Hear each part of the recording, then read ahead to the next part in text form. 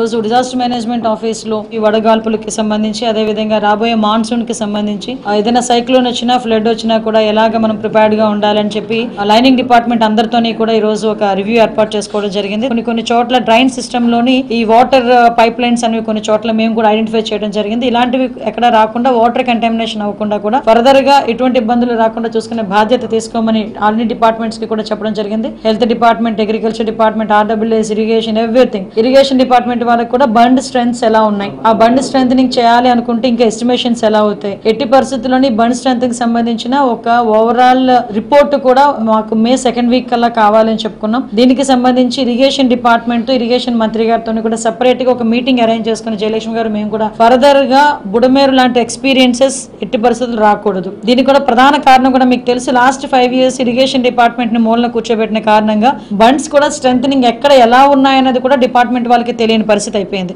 దాని కారణంగానే last Budameru situation కూడా మనం 20 రోజులు ప్రత్యక్షంగా చూసినా ఒక 3-4 నెలలు పరోక్షంగా ఇబ్బందులు పడిన పరిస్థితి కూడా కనిపించింది. గౌరవ ముఖ్యమంత్రి గారు నారా చంద్రబాబు నాయుడు గారి తాలూకా ముఖ్య ఉద్దేశం కూడా ఏంటంటే ఎట్టి పరిస్థితుల్లోని ఏ డిజాస్టర్ వచ్చినా కూడా హ్యూమన్ లాస్ ఉండకూడదు, క్యాటిల్ లాస్ ఉండకూడదు అన్నది ఒక స్లోగన్ గా తీసుకుని మేము ఈ రోజు ముందుకు పనిచేస్తున్నాం. గ్రౌండ్ లెవెల్లో ఒక గ్రామం లెవెల్లో ఎంతమంది ప్రెగ్నెంట్ లేడీస్ ఉన్నారు, వాళ్ళకి ఎలాగ మనం చూసుకుంటున్నాం, ఇన్ కేసు ఏదైనా ఫ్లడ్ వచ్చినా సైక్లోన్ వచ్చినా వాళ్ళని ఎలా షిఫ్ట్ చేయాలి, నియర్ బై ఉన్న తుఫాన్ షెల్టర్స్ కి కూడా వాళ్ళు ఇప్పుడు ఏదైతే మేము ఈ లైట్నింగ్ వచ్చే పరిస్థితులు ఉన్నాయి, లేకపోతే ఫ్లడ్ వస్తుందని అలర్ట్ మెసేజ్లు పంపిస్తున్నాం. మీకు తెలుసు పిడుగులు పడే అవకాశం ఉంది, కొంచెం చెట్ల కింద ఉండొద్దు అని చెప్పి మేము ఎలాగైతే చెప్తున్నామో, అట్ ద సేమ్ టైం ఏదైనా ఫ్లడ్ వచ్చినా సైక్లోన్ వచ్చినా వల్నరబుల్ ఏరియాస్ కి నియర్ బై ఉన్న సైక్లోన్ షెల్టర్స్ ప్లేస్ కూడా వాళ్ళకి మేము లొకేషన్ కూడా పంపించుకునేటట్టుగా ఈ రోజు మా సిస్టమ్ ను కూడా మేము క్రియేట్ చేసుకుంటున్నాం. గౌరవ ముఖ్యమంత్రి గారి ఆదేశాల మేరకు ఈ రోజు ఈ మీటింగ్ కూడా పెట్టుకోవాలి.